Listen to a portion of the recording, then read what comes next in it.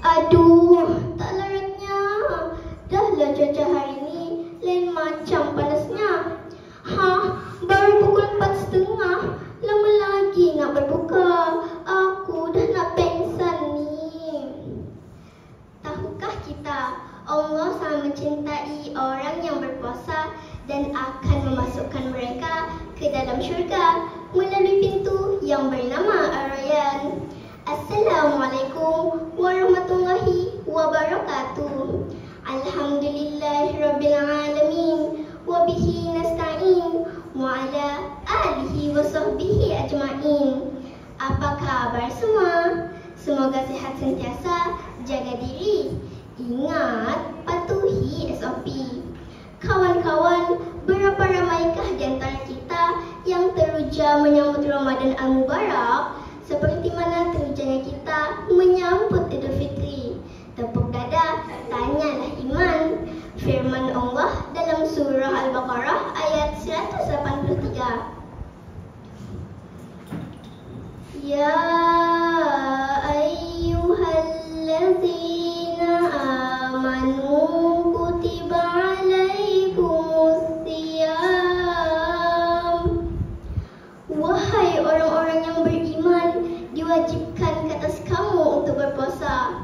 Ayat ini menjelaskan kepada kita bahawa puasa difardukan ke atas kita dan umat-umat sebelum kita untuk membentuk insan bertakwa.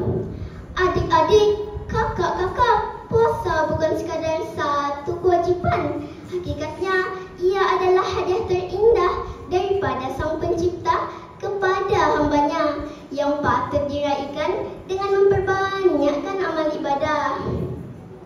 Ramadan mulia amatlah berkat, amalan baik, sedekah dan zakat.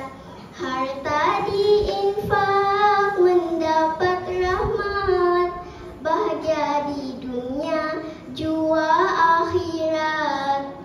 Sangat beruntunglah mereka yang lelah di bulan Ramadan lalu mendapat keampunan dan rahmat daripada Allah. Para pendengar sekalian, puasa dari segi istilah syarak bermaksud menahan diri daripada makan, minum dan perkara-perkara yang membatalkan puasa, bermula dari terbit fajar hingga terbenam matahari serta berniat pada malam hari. Perintah puasa ini bukan sahaja disebut di dalam Al-Quran, malah ia merupakan rukun Islam yang ketiga. Jika ia dilalaikan, maka tidak sempurnalah Islamnya. Oleh itu, laksanakan ibadah puasa dengan penuh keimanan dan ketakwaan. Namun kawan-kawan, mengapa agaknya Ramadan kita pada hari ini agak berbeza dengan Ramadan pada zaman Rasulullah SAW? Apa tidaknya orang sibuk menggandakan pahala, kita sibuk dengan urusan dunia yang melekakan. Dan yang paling menyedihkan, pembaziran banyak berlaku di bulan Ramadan.